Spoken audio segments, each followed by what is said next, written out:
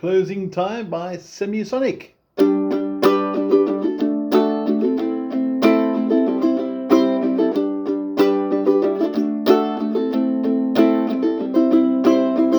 Now, even though this is originally a guitar song, it works really well for ukulele too. There's also a cool piano intro which sounds something like this.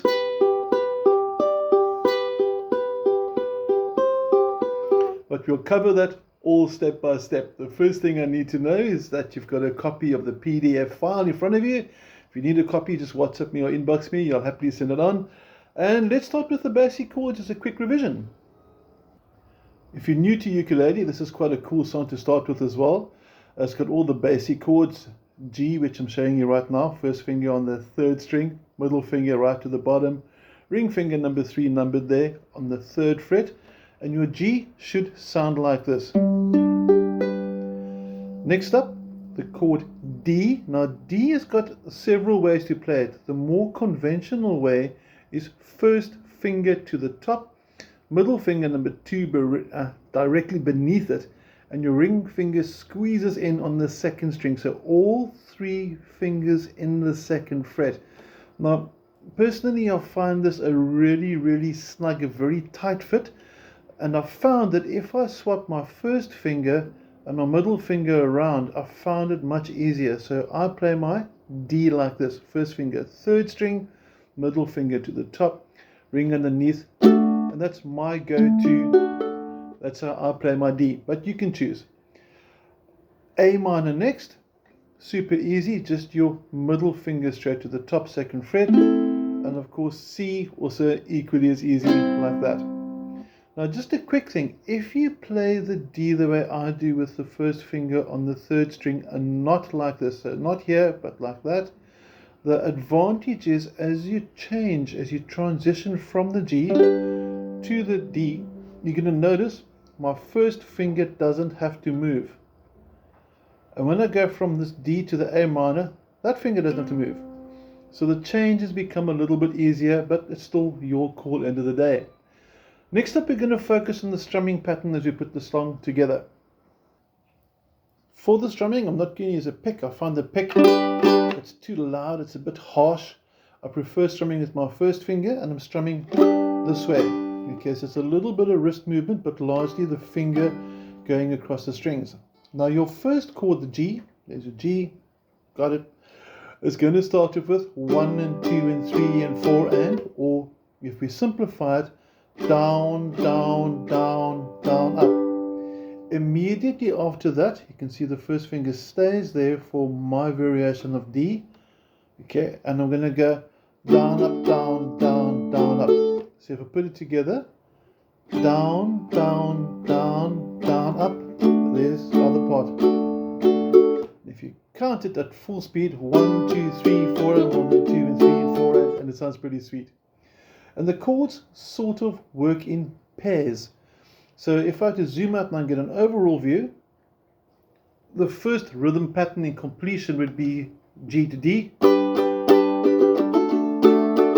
And the second rhythm pattern would pair the A minor and C together.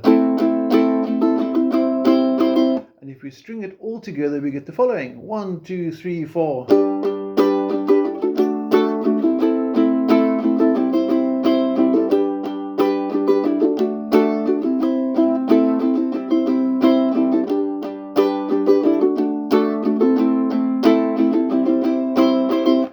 Mistake there, and I was thinking, maybe I should restart it. And I thought, no, because an important lesson I want everybody to learn is no matter how good we get, we'll always make a mistake. Just make a lot fewer of them, much less mistakes.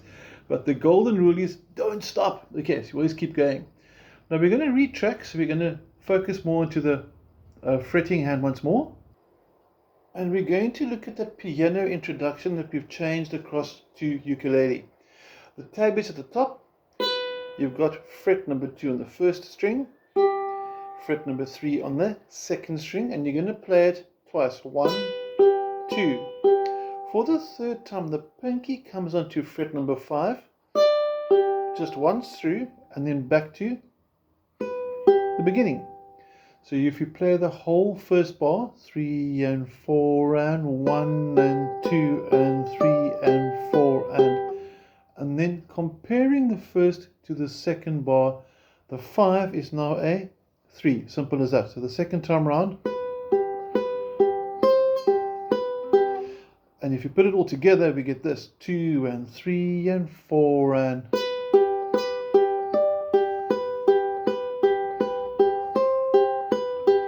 And now the picking hand for this pattern. As mentioned, I'm not using a pick for this song. I'm going to use my thumb for the second string and my first finger for the first string. So I'm doing this type of movement. And if I can get both fingers more into view, you can see first, second, first finger, thumb, first finger, thumb. And if you play the whole piece now, you'll see the pinky come there. 2 and 3 and 4 and...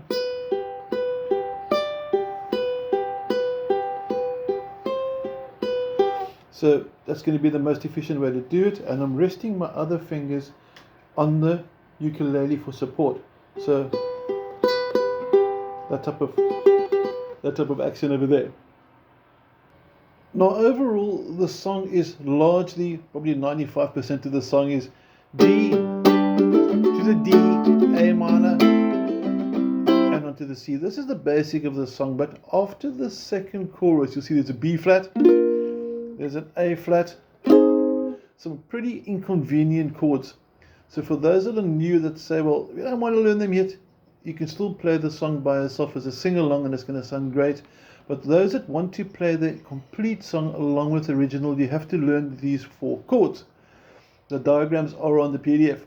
B flat, first finger flat, first fret, middle finger to the third, ring finger to the top.